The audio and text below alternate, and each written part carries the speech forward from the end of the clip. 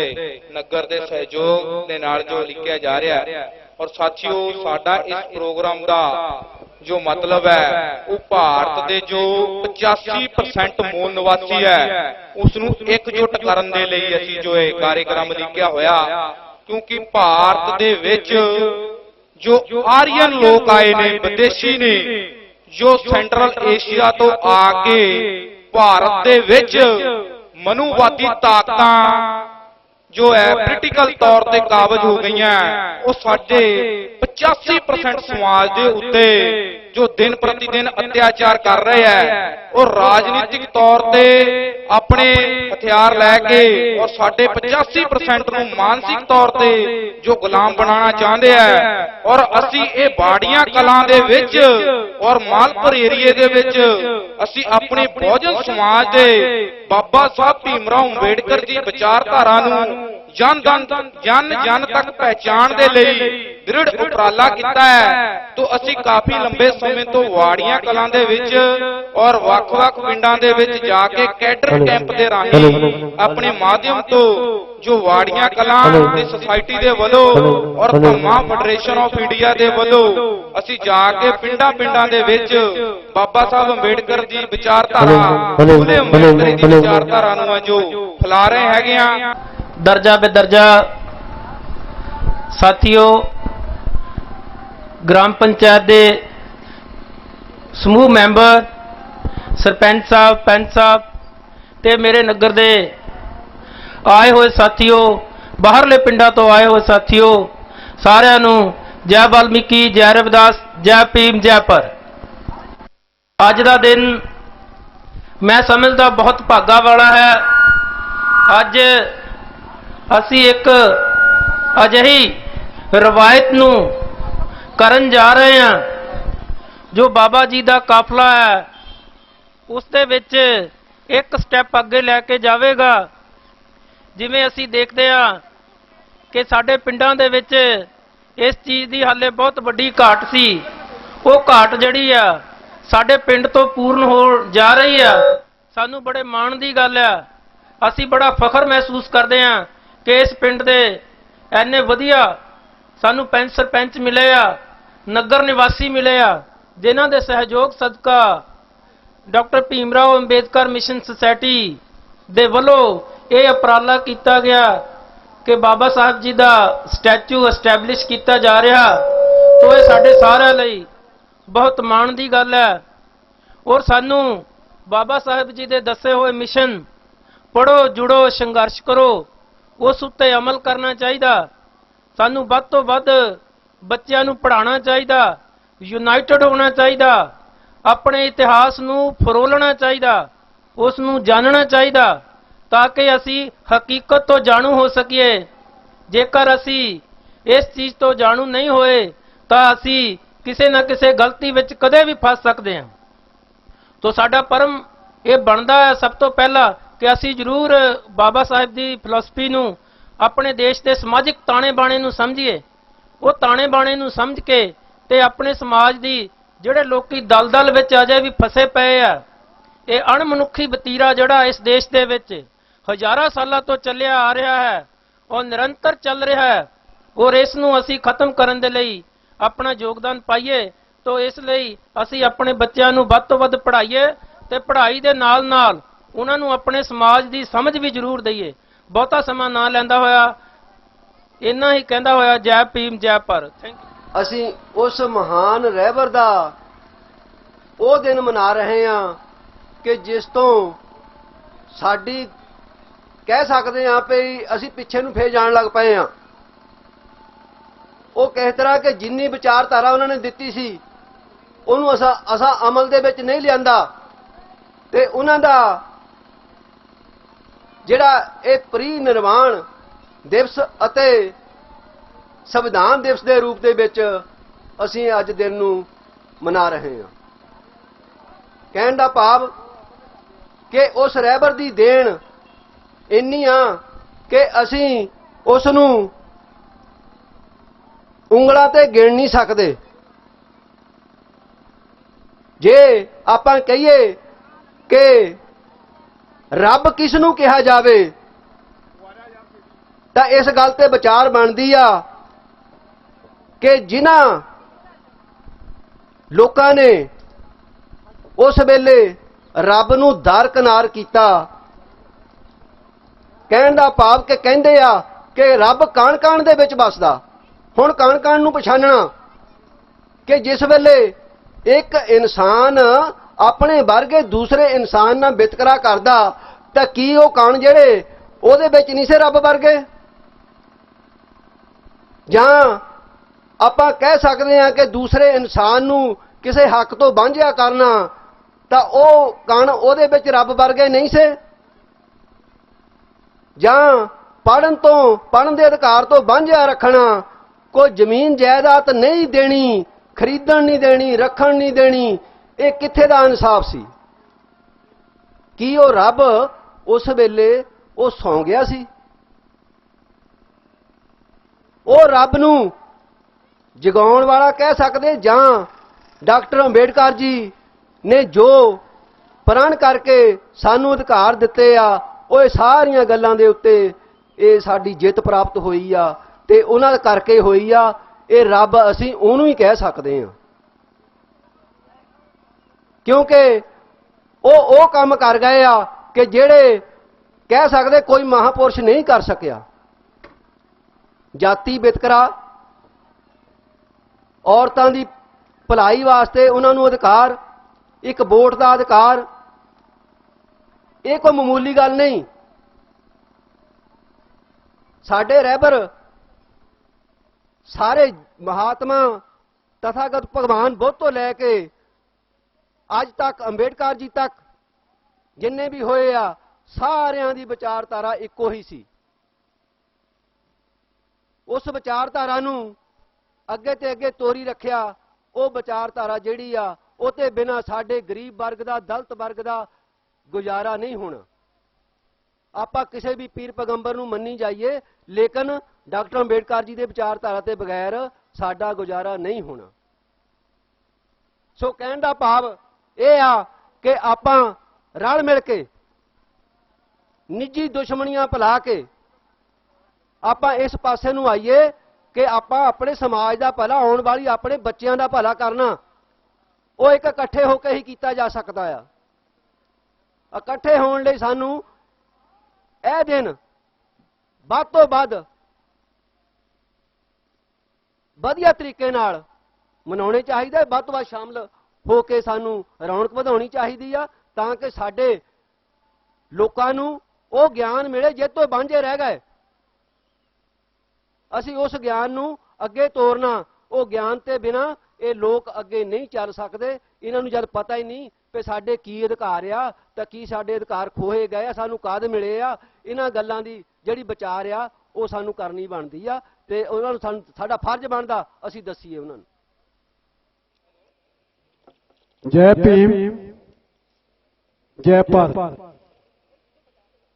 ਹਰ ਹਰ ਵਾਲਮੀਕੀ, ਜੈ ਜੈ ਵਾਲਮੀਕੀ, ਜੈ ਜੈ ਰਵਿਦਾਸ, ਸਤਿ ਸ਼੍ਰੀ ਅਕਾਲ। ਮੇਰੇ ਤੋਂ ਪਹਿਲਾਂ ਜੈ ਰਾਮ ਜੀ ਨੇ ਰੱਬ ਦੀ ਗੱਲ ਕੀਤੀ ਤੇ ਰੱਬ ਦੀ ਗੱਲ ਮੈਂ ਵੀ ਕਰਨ ਲੱਗਾ। ਇਹ ਕਹਿੰਦੇ ਰੱਬ ਹੈ ਨਹੀਂ, ਮੈਂ ਕਿਹਾ ਰੱਬ ਹੈਗਾ। ਰੱਬ ਹੈਗਾ, ਪਰ ਰੱਬ ਹੈ ਕਿਹੜਾ ਹੈ? ਮੈਂ ਰੱਬ ਦੀ ਗੱਲ ਕਰਨ ਲੱਗਾ। ਸਿਰੇ ਮਿੰਟ 3 ਹੈ, ਸ਼ਰਮ 4 ਮਿੰਟ ਲੱਜਮਾ। ਕਹਿੰਦਾ ਗਿਆਨ ਦੀਆਂ ਗੱਲਾਂ ਚੋਂ ਗਿਆਨ ਪੈਦਾ ਹੁੰਦਾ ਏ। ਰੱਬ ਦੀ ਗੱਲ ਹੈ, ਗਿਆਨ ਦੀਆਂ ਗੱਲਾਂ ਚੋਂ ਗਿਆਨ ਪੈਦਾ ਹੁੰਦਾ ਏ, ਵਿਦਿਆ ਦੇ ਮੰਦਰ ਚੋਂ ਭਗਵਾਨ ਪੈਦਾ ਹੁੰਦਾ ਏ। ਤੇ ਰੱਬ ਹੈਗਾ ਨਾ, ਰੱਬ ਸਾਡੇ ਬੱਚੇ ਹੀ ਹੈ। ਗਿਆਨ ਦੀਆਂ ਗੱਲਾਂ ਚੋਂ ਗਿਆਨ ਪੈਦਾ ਹੁੰਦਾ ਏ, ਵਿਦਿਆ ਦੇ ਮੰਦਰ ਚੋਂ ਭਗਵਾਨ ਪੈਦਾ ਹੁੰਦਾ ਏ। ਕਹਿੰਦੇ ਮਾਤਾ ਪਿਤਾ, ਜਿਹਨੂੰ ਮਾਂ ਕਹਿੰਦੇ ਆ, ਕੋਈ ਦੇਵੀ ਕਹਿੰਦਾ, ਪਰ ਮੈਂ ਦੇਵੀ ਕਿਹਨੂੰ ਕਹਿੰਦੇ ਆ? ਬੇਟਾ ਤੇ ਬੇਟੀ ਨੂੰ ਬਰਾਬਰ ਦੇਵੋ ਸਿੱਖਿਆ, ਸਾਡੇ ਉਹੀ ਭਗਵਾਨ ਹੈ। ਬੇਟਾ ਤੇ ਬੇਟੀ ਨੂੰ ਬਰਾਬਰ ਦੇਵੋ ਸਿੱਖਿਆ, ਭੀਮ ਦੇ ਸੰਵਿਧਾਨ ਵਿੱਚੋਂ ਪੜ੍ਹ ਮੈਂ ਤਾਂ ਸਿੱਖਿਆ।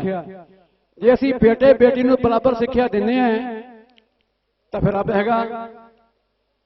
ਪੜ੍ਹਨੇ ਨਾਲ ਚੰਗਾ ਇਨਸਾਨ ਪੈਦਾ ਹੁੰਦਾ ਹੈ। ਪੜ੍ਹਨ ਦੇ ਨਾਲ ਚੰਗਾ ਇਨਸਾਨ ਪੈਦਾ ਹੁੰਦਾ ਹੈ। ਵਿਦਿਆ ਦੇ ਸਕੂਲ ਚੋਂ ਭਗਵਾਨ ਪੈਦਾ ਹੁੰਦਾ ਹੈ।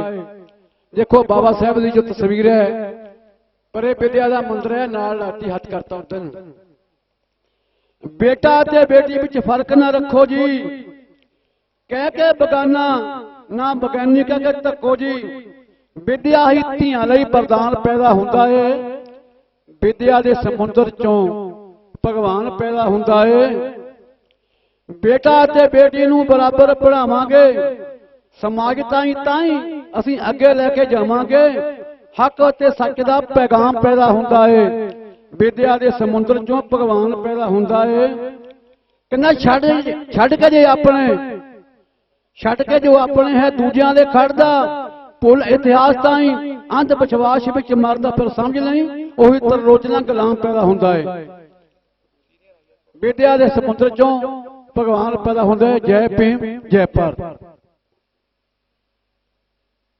ਜਿਨ੍ਹਾਂ ਨੇ ਸਾਡੇ ਸਮਾਜ ਨੂੰ ਇੱਕ ਪਸ਼ੂਆਂ ਵਾਲੀ ਜ਼ਿੰਦਗੀ ਤੋਂ ਕੱਢ ਕੇ ਮਨੁੱਖੀ ਜੀਵਨ ਦੇ ਵਿੱਚ ਪ੍ਰਵੇਸ਼ ਕਰਵਾਇਆ। ਮਨੁੱਖੀ ਜੀਵਨ ਦੀਆਂ ਕੋਈ ਵੀ ਅਧਿਕਾਰ ਜਦੋਂ ਨਹੀਂ ਸਨ, ਉਹ ਪ੍ਰਾਪਤ ਕਰਨ ਦੇ ਲਈ ਉਹਨਾਂ ਨੇ ਇੰਨਾ ਵੱਡਾ ਸੰਘਰਸ਼ ਕੀਤਾ। ਔਰ ਜੋ ਅਧਿਕਾਰ ਸਾਨੂੰ ਲੈ ਕੇ ਦੇ ਕੇ ਗਏ, ਅੱਜ ਦੇ ਸਮੇਂ ਦੇ ਵਿੱਚ ਸਮੇਂ ਦੀਆਂ ਸਰਕਾਰਾਂ ਉਹਨਾਂ ਅਧਿਕਾਰਾਂ ਤੇ ਕੱਟ ਲਾ ਰਹੀਆਂ, ਉਹਨਾਂ ਨੂੰ ਖਤਮ ਕਰ ਰਹੀਆਂ, ਜਿਹਦੇ ਨਾਲ ਸਾਡਾ ਸਮਾਜ ਪਹਿਲੀ ਅਵਸਥਾ ਦੇ ਵਿੱਚ ਜਿਸ ਵਿੱਚੋਂ ਉਹਨਾਂ ਨੇ ਕੱਢਿਆ ਸੀ ਸਾਨੂੰ, ਉਸ ਵੱਲ ਨੂੰ ਹੀ ਪਿੱਛੇ ਜਾ ਰਿਹਾ ਹੈ। ਤੇ ਉਹਨਾਂ ਦਾ ਸੁਨੇਹਾ ਵੀ ਸੀ ਕਿ ਇਹ ਕਾਰਵਾਂ ਜੋ ਬਹੁਤ ਦੁੱਖਾਂ ਤਕਲੀਫਾਂ ਦੇ ਨਾਲ ਮੈਂ ਇੱਥੇ ਲੈ ਕੇ ਆਇਆ, ਇਸ ਨੂੰ ਜੇ ਅੱਗੇ ਨਾ ਲਿਜਾ ਸਕੇ ਤਾਂ ਇਸ ਨੂੰ ਪਿੱਛੇ ਵੀ ਨਾ ਜਾਣ ਦਿਓ। ਪਰ ਉਹ ਸੁਨੇਹਾ ਲੋਕ ਭੁੱਲ ਗਏ। ਸਾਡੇ ਬੁੱਧੀਜੀਵੀ ਵਰਗ ਵੀ ਉਸ ਨੂੰ ਭੁੱਲ ਗਿਆ। ਆਪਣੀ ਨੇਤਾਗਿਰੀ ਨੂੰ ਚਮਕਾਉਣ ਦੇ ਲਈ ਉਹ ਆਪਣੇ ਪਿੱਛੇ ਲੱਗੇ ਪੈਰੋਕਾਰਾਂ ਨੂੰ ਵੀ ਗਲਤ ਦਿਸ਼ਾ ਵਿੱਚ ਲਿਜਾ ਰਿਹਾ ਹੈ। ਅੱਜ ਇਸ ਤੋਂ ਨੌਜਵਾਨਾਂ ਨੂੰ ਬਚਾਉਣ ਦੀ ਲੋੜ ਹੈ ਕਿ ਸਹੀ ਇਨਫੋਰਮੇਸ਼ਨ, ਸਹੀ ਦਿਸ਼ਾ, ਇਸ ਨੂੰ ਪਛਾਣਦੇ ਹੋਏ ਸਹੀ ਦਿਸ਼ਾ ਵੱਲ ਚੱਲ ਕੇ ਆਪਣੇ ਹੱਕਾਂ ਹਕੂਕਾਂ ਦੀ ਆਪਾਂ ਉਹਨਾਂ ਨੂੰ ਬਚਾਉਣਾ ਹੈ, ਉਹਨਾਂ ਦੇ ਲਈ ਲੜਾਈ ਲੜਨੀ ਹੈ। ਜੋ ਸਦੀਆਂ ਦੀ ਸਾਡੇ ਸਮਾਜ ਦੇ ਗਲ ਦੇ ਵਿੱਚ ਗੁਲਾਮੀ ਦੇ ਇਹ ਜੰਜੀਰ ਜੋ ਪਈ ਹੋਈ ਹੈ, ਉਸ ਨੂੰ ਗਲੋਂ ਲਾਉਣਾ ਹੈ। ਬਹੁਤ ਹੀ ਚੇਤਨ ਹੋ ਕੇ, ਬਹੁਤ ਹੀ ਸਮੇਂ ਦੇ ਹਾਣੀ ਬਣ ਕੇ ਆਪਣੀ ਸੋਚ ਨੂੰ ਨਿਰਪੱਖ ਰੱਖਦੇ ਹੋਏ, ਉન્નਤ ਕਰਦੇ ਹੋਏ ਤੇ ਆਪਾਂ ਸਮਾਜ ਨੂੰ ਸੇਧ ਦੇਣੀ ਹੈ। ਤਾਂ ਜੋ ਅਸੀਂ ਸਮੇਂ ਦੇ ਮੁਤਾਬਕ ਆਪਣੇ ਅਧਿਕਾਰਾਂ ਨੂੰ ਬਚਾਉਣ ਦੇ ਲਈ ਸਮਾਜ ਦੀ ਅਗਵਾਈ ਕਰ ਸਕੀਏ ਔਰ ਆਪਣੀ ਲੜਾਈ ਦੇ ਸਕੀਏ ਤੇ ਉਹਨਾਂ ਅਧਿਕਾਰਾਂ ਨੂੰ ਬਚਾ ਸਕੀਏ ਜਿਨ੍ਹਾਂ ਨੂੰ ਜੋ ਸਾਡਾ ਓਪੋਨੈਂਟ ਵਰਗ ਹੈ ਉਹ ਸਾਡੇ ਕੋਲੋਂ ਫਿਰ ਦੁਬਾਰਾ ਖੋਣਾ ਚਾਹੁੰਦਾ ਹੈ। ਇਸ ਲਈ ਸਾਨੂੰ ਚੇਤਨ ਹੋਣ ਦੀ ਲੋੜ ਹੈ ਔਰ ਸਹੀ ਅਗਵਾਈ ਦੇ ਵਿੱਚ ਇਕੱਠੇ ਹੋ ਕੇ ਆਪਾਂ ਨੂੰ ਅੱਗੇ ਵਧਣ ਦੀ ਲੋੜ ਹੈ। ਇਹਨਾਂ ਕਹਿੰਦਾ ਹੋਇਆ ਖੇਮਾ ਦਾ ਜਾ ਚੁੱਕਾ ਹੈ। ਜੈ ਭੀਮ ਜੈ ਭਾਰਤ। ਹੁਣ ਮੈਂ ਬੇਨਤੀ ਕਰਦਾ ਹਾਂ ਕਿ ਖੁਸ਼ਪਾਲ ਸਿੰਘ ਜੀ ਮਾਨਯੋਗ ਜੋ ਰੂਰਲ ਸੈਲਫ ਏਮਪਲੋਏ ਇੰਡਸਟਰੀਅਲ ਟ੍ਰੇਨਿੰਗ ਦੇ ਜੋ ਗਵਰਨਮੈਂਟ ਆਫ ਇੰਡੀਆ ਦੇ ਡਾਇਰੈਕਟਰ ਨੇ ਉਹ ਪਲੀਜ਼ ਡਾਇਸ ਤੇ ਆਣ ਆ ਕੇ ਆਪਣੇ ਵਿਚਾਰ ਰੱਖਣ ਜੀ। ਖੁਸ਼ਪਾਲ ਸਿੰਘ ਜੀ। बहुत ही सत्कारयोग सीनियर IAS ऑफिसर्स SR लद्दर जी, कर्नल साहब DD Kalyani ji, youth welfare association ते ग्राम पंचायत बाड़ियां कलां ते आए हुए भैनों ते भराओ, अज असी इस अज दे दिन नूं असी डॉक्टर भीमराव अंबेडकर जी दे परिनिर्वाण दिवस के तौर पे मना रहे हैं।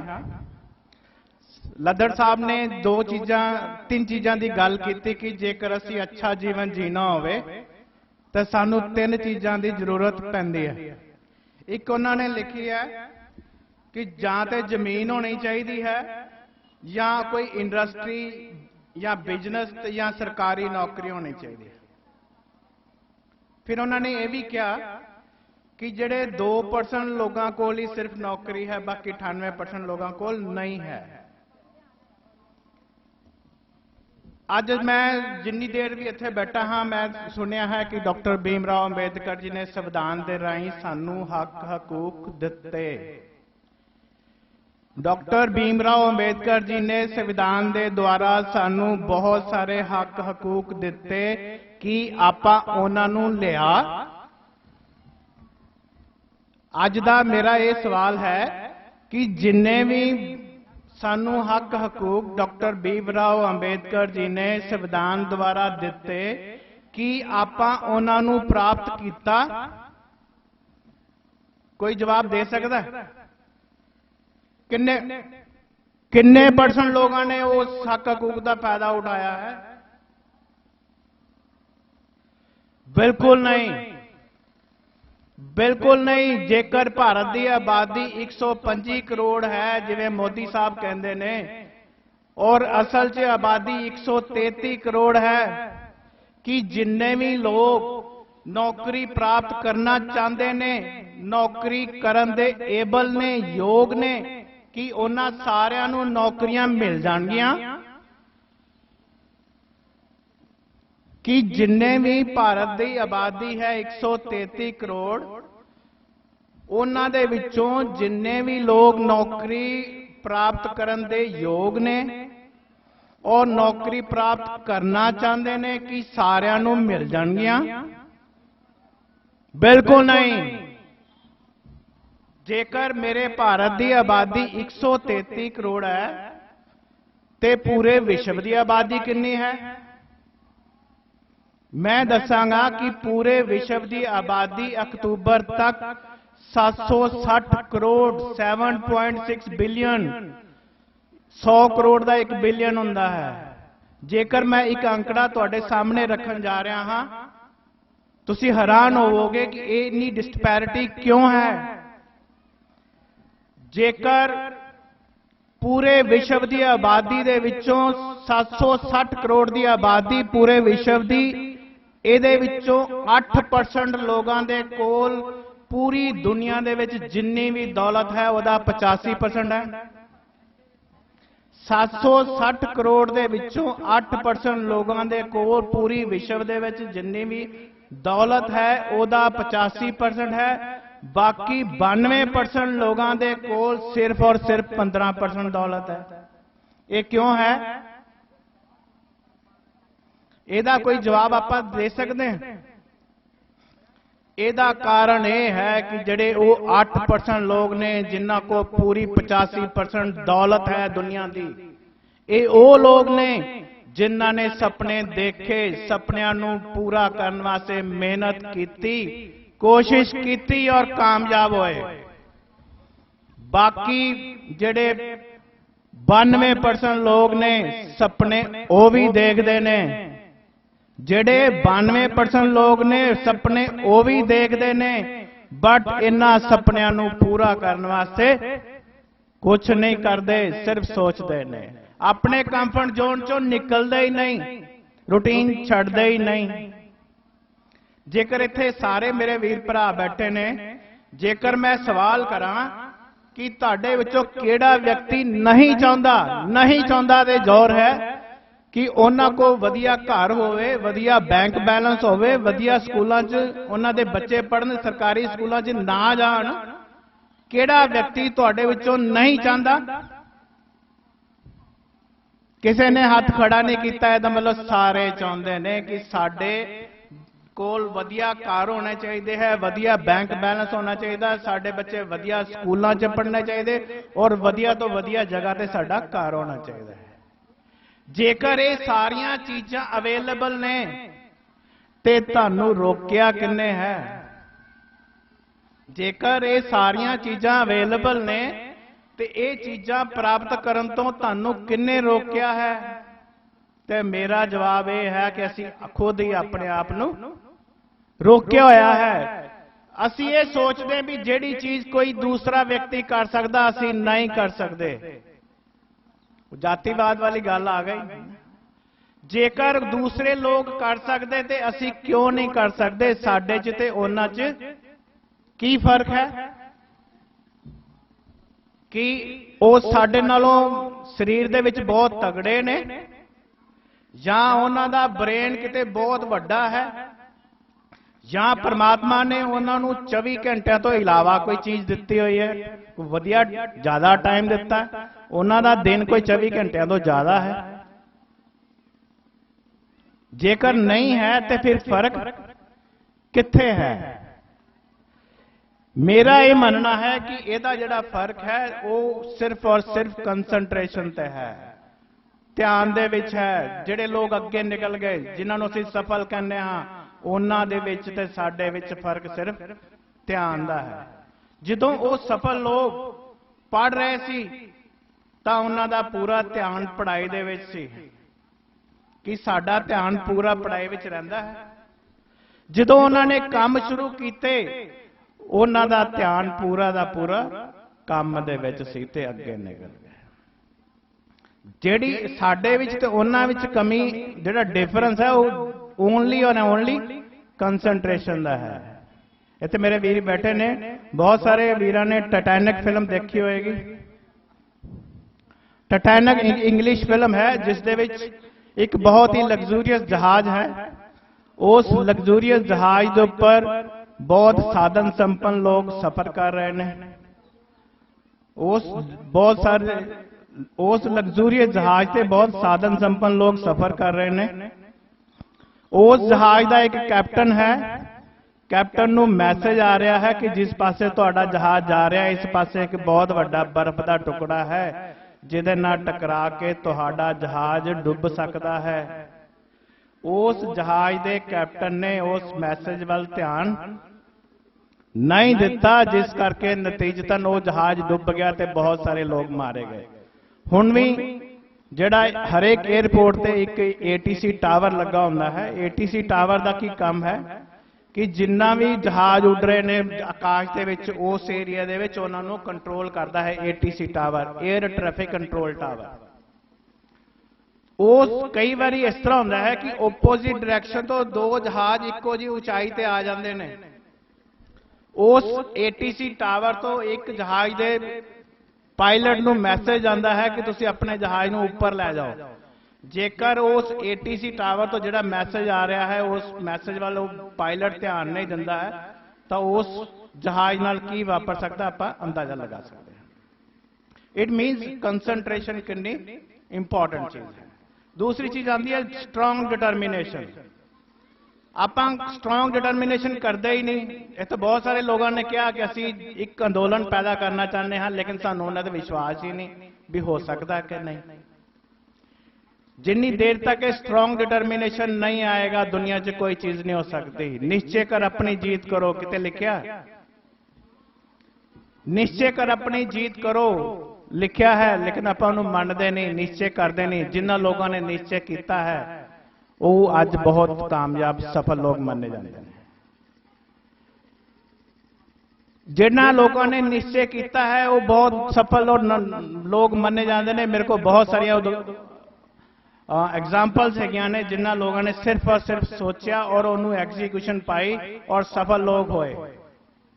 निक विजोविक की गल कल्याणी जी हमेशा करते हैं कि निक विजोविक एक इस तरह का इंसान है जिन्दियां बावां भी नहीं है और लत्तां भी नहीं है, और एक नॉर्मल आदमी नालों ज्यादा जागरूक है, ज्यादा एक्टिव है, ज्यादा काम करता है वो चीज। और ये वाली गल सिर्फ और सिर्फ डिटरमिनेशन की है।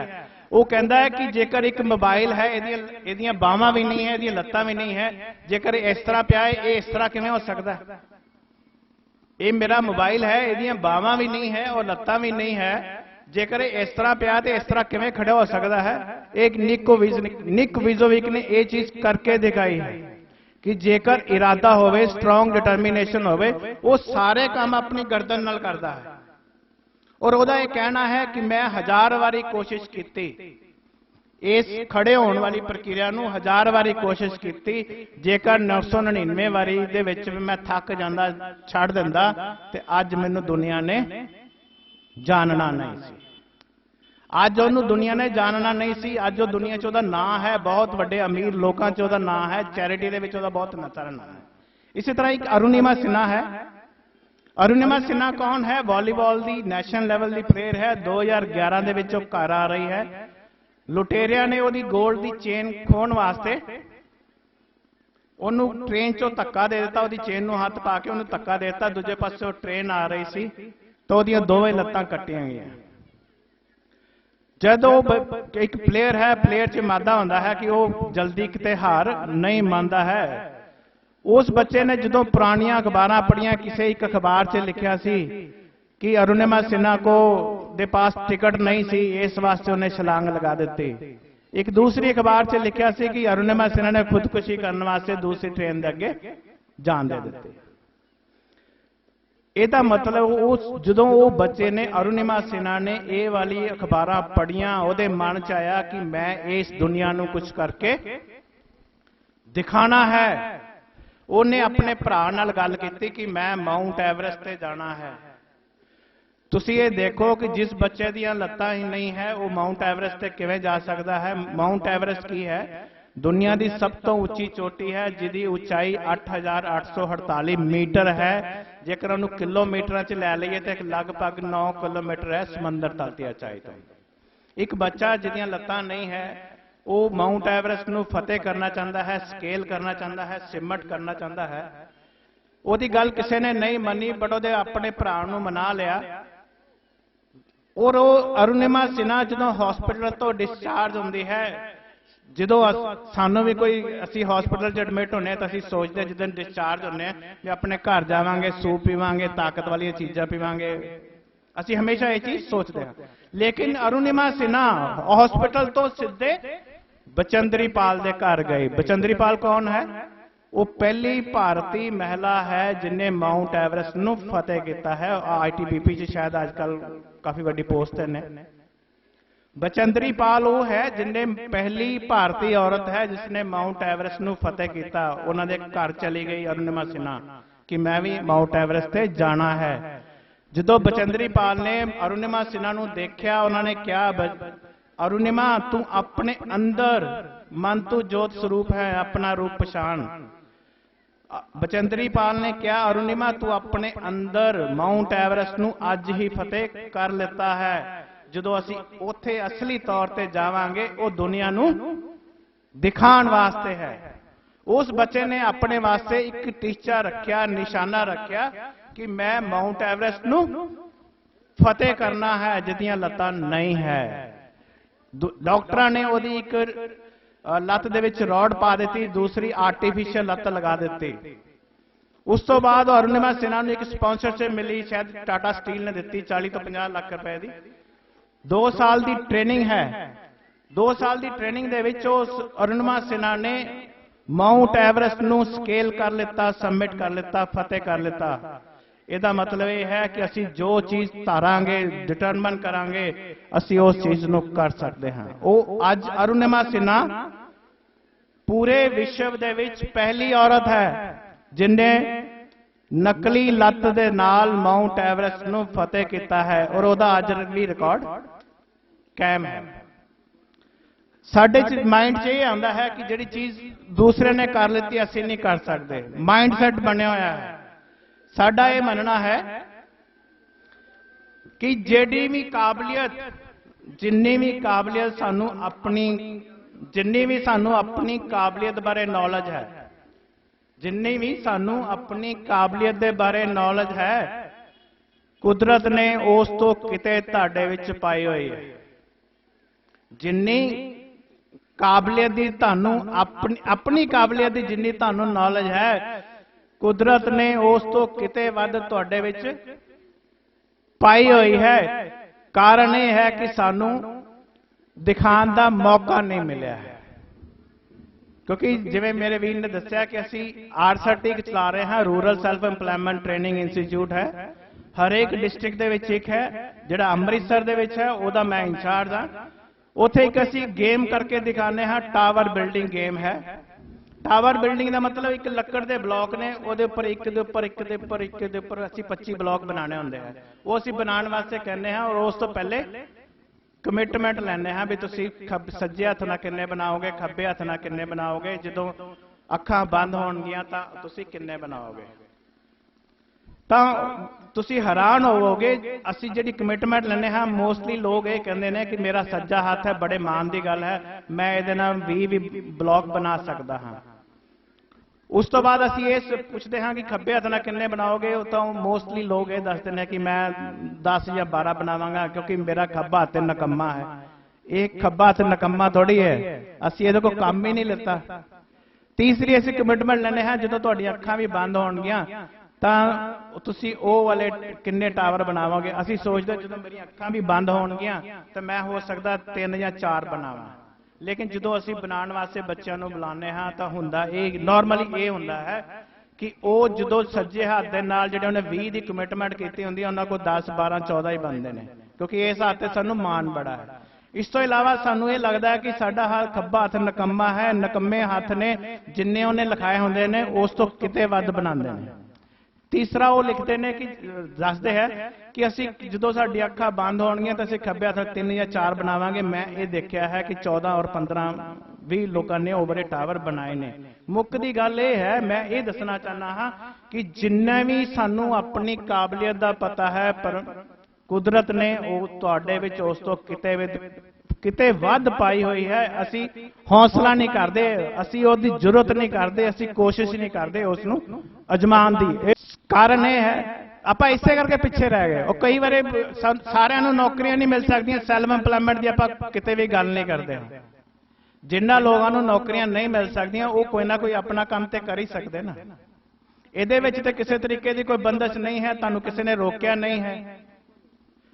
ਇਸ ਦੇ ਵਾਸਤੇ ਤੁਹਾਡੇ ਹੁਸ਼ਿਆਰਪੁਰ ਦੇ ਵਿੱਚ ਇੱਕ ਆਰਸਟੀ ਹੈ, rural self employment training institute ਹੈ। ਤੁਸੀਂ ਉਸ ਦਾ ਵੱਧ ਤੋਂ ਵੱਧ ਫਾਇਦਾ ਉਠਾਓ।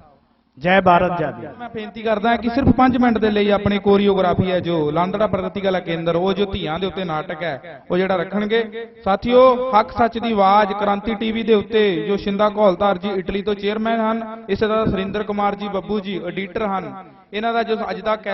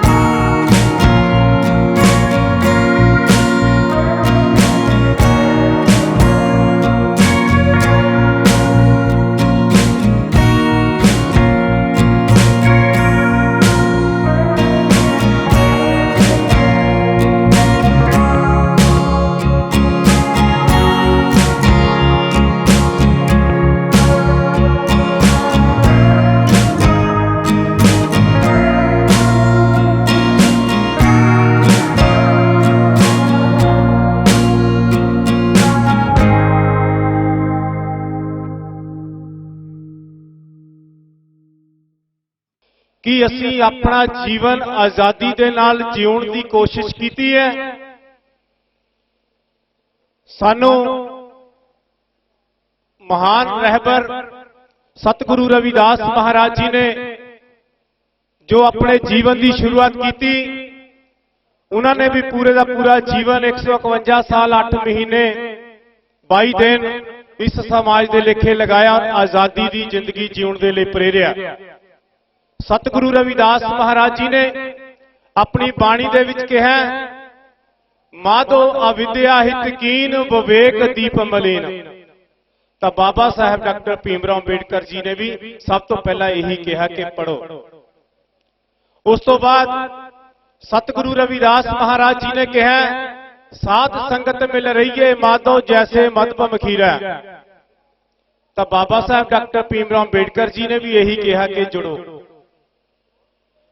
ਉਸ ਤੋਂ ਬਾਅਦ ਸਤਿਗੁਰੂ ਰਵਿਦਾਸ ਮਹਾਰਾਜ ਜੀ ਨੇ ਕਿਹਾ ਕਿ ਰਵਿਦਾਸ ਸੂਰਾ ਸੋਈ ਭਲੇ ਜੋ ਲੜੇ ਦੀਨ ਕੇ ਹੇਤ ਅੰਗ ਅੰਗ ਕੱਟ ਭੋਈ ਗਿਰਹਿ ਕਬਹੂ ਨਾ ਛਾੜੇ ਖੇਤ।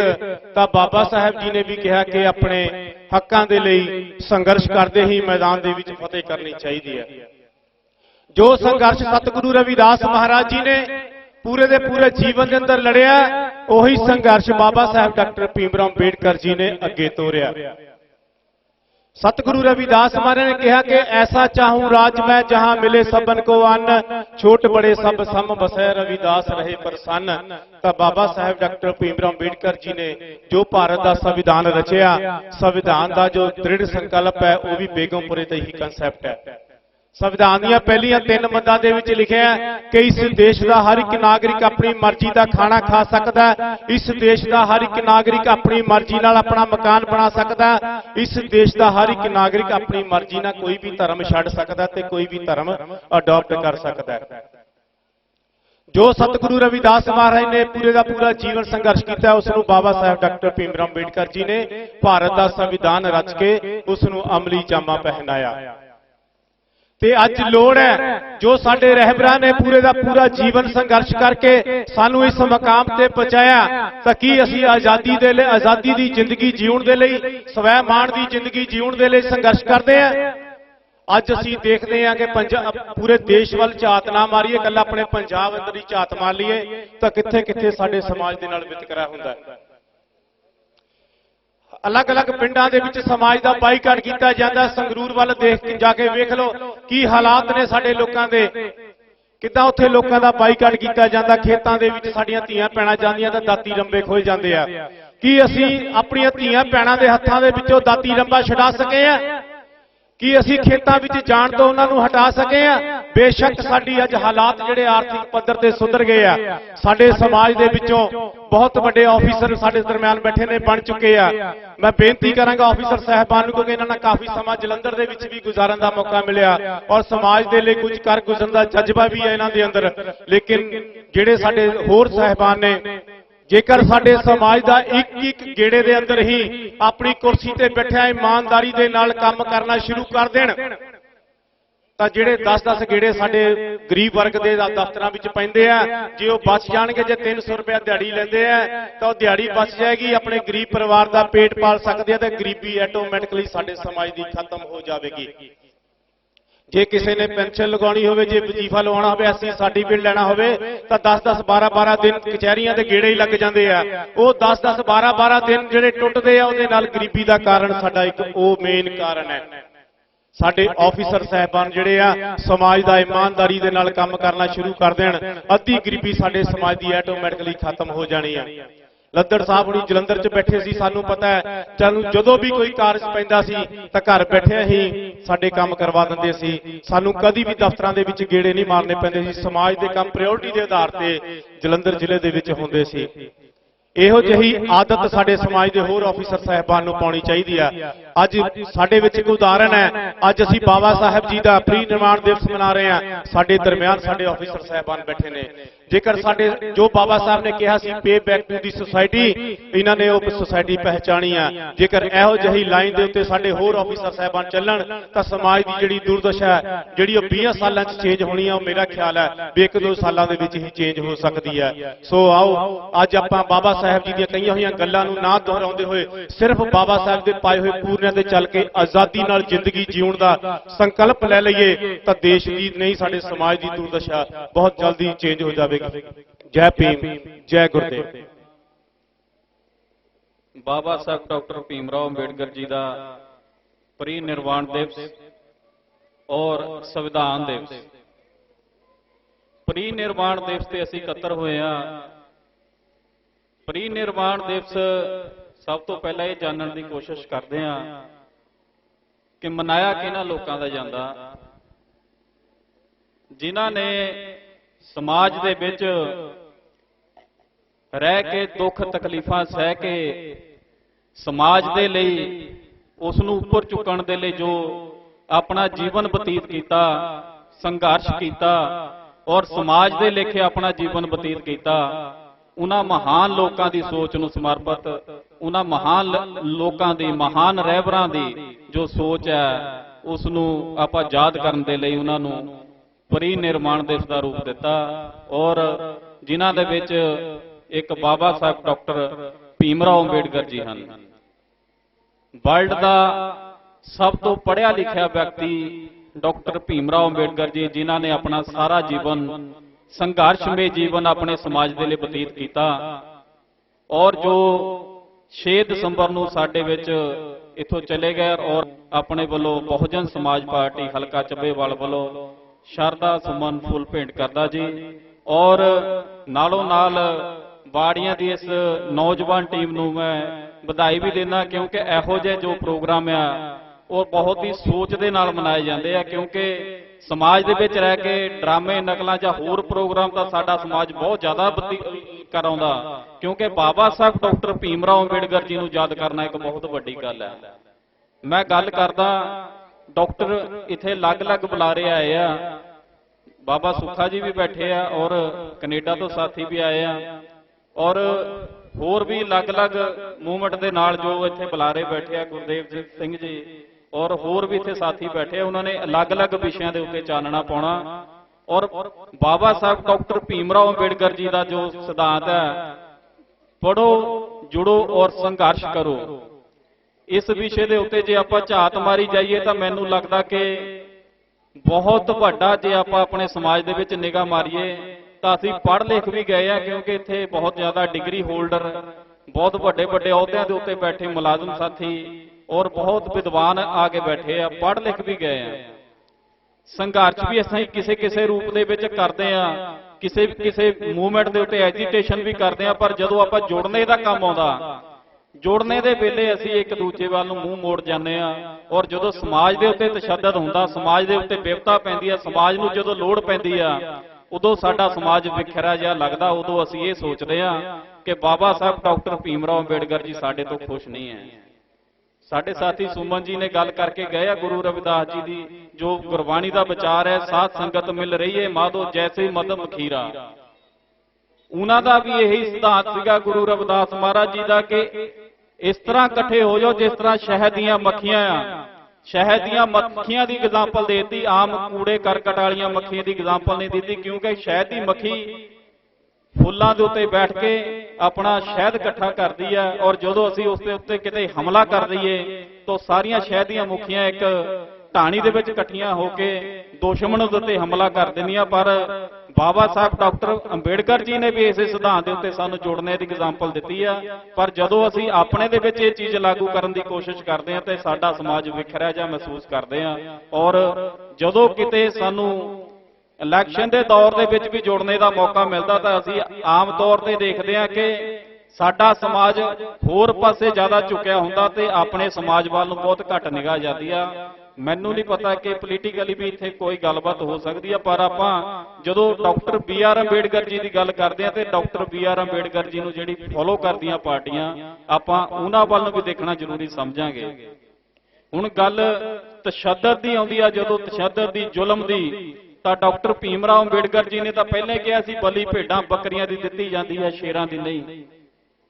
ਸ਼ੇਰਾਂ ਦੀ ਐਗਜ਼ਾਮਪਲ ਉਹਨਾਂ ਨੇ ਕਰ ਦਿੱਤੀ। ਆਪਣੇ ਮਨ ਦੇ ਵਿੱਚ ਸ਼ੇਰਾਂ ਵਰਗਾ ਜਜ਼ਬਾ ਪੈਦਾ ਕਰ ਲਓ, ਆਪਣੇ ਮਨਾਂ ਦੇ ਵਿੱਚ ਇਹੋ ਜਿਹੇ ਗੁਣ ਪੈਦਾ ਕਰ ਲਓ ਕਿ ਦੁਸ਼ਮਣ ਦੇ ਨਾਲ ਅਸੀਂ ਲੜਨੇ ਦੇ ਲਈ ਤਿਆਰ ਰਹਿ ਸਕਦੇ ਹਾਂ। ਜਦੋਂ ਕਿਤੇ ਸਾਡੇ ਸਮਾਜ ਦੇ ਉੱਤੇ ਭੀੜ ਆਵੇ ਤਾਂ ਅਸੀਂ ਇਕਜੁੱਟ ਹੋਈਏ, ਇੱਕ ਝੰਡੇ ਥੱਲੇ ਇਕੱਠੇ ਹੋਈਏ, ਇੱਕ ਨਿਸ਼ਾਨ ਥੱਲੇ ਇਕੱਠੇ ਹੋਈਏ। ਪਰ ਅਸੀਂ ਇਹ ਸੋਚ ਕੇ ਮਨ ਇਸ ਕਰਕੇ ਆਪਾਂ ਚੇਂਜ ਕਰ ਲਏ ਤੇ ਡਾਕਟਰ ਭੀਮ ਰਾਓ ਅੰਬੇਡਕਰ ਜੀ ਦਾ ਜਦੋਂ ਅਸੀਂ ਇਹੋ ਜਿਹੇ ਪ੍ਰੋਗਰਾਮ ਤਾਂ ਮਨਾ ਲੈਂਦੇ ਆ, ਇਹੋ ਜਿਹੇ ਆਪਾਂ ਵੱਡੇ ਵੱਡੇ ਸਮਾਗਮ ਤਾਂ ਰਚ ਲੈਂਦੇ ਆ, ਪਰ ਜਦੋਂ ਆਪਾਂ ਨੂੰ ਆਪਣੇ ਸਮਾਜ ਦੇ ਵਿੱਚ ਵਿਚਰਨਾ ਪੈ ਜਾਵੇ ਤਾਂ ਫਿਰ ਮੈਨੂੰ ਨਹੀਂ ਲੱਗਦਾ ਕਿ ਅਸੀਂ ਇੱਕ ਝੰਡੇ ਥੱਲੇ ਇਕੱਠੇ ਹੋਣ ਦਾ ਯਤਨ ਕਰਦੇ ਆ। ਆਪਾਂ ਦੂਰ ਨਹੀਂ ਜਾਣਾ, ਆਪਾਂ ਹਲਕਾ ਚੱਬੇਵਾਲ ਤੇ ਜੇ ਆਪਾਂ ਨਿਗਾਹ ਮਾਰੀ ਜਾਈਏ, ਆਪਾਂ ਹਲਕਾ ਚੱਬੇਵਾਲ ਤੇ ਨਿਗਾਹ ਨਾ ਮਾਰੀਏ ਤਾਂ ਜਦੋਂ ਉੱਥੇ ਜ਼ੁਲਮ ਤਸ਼ੱਦਦ ਦੀ ਗੱਲ ਹੁੰਦੀ ਆ, ਜਦੋਂ ਸਾਡੇ ਸਮਾਜ ਤੇ ਅਟੈਕ ਹੁੰਦੇ ਆ, ਜਦੋਂ ਸਾਡੇ ਸਮਾਜ ਦੇ ਨਾਲ ਕੋਈ ਵਿਤਕਰਾ ਹੁੰਦਾ ਤਾਂ ਸਾਨੂੰ ਆਪਣੇ ਸਮਾਜ ਦੇ ਨਾਲ ਇਕਜੁੱਟਤਾ ਬਹੁਤ ਘੱਟ ਮਹਿਸੂਸ ਹੁੰਦੀ ਆ।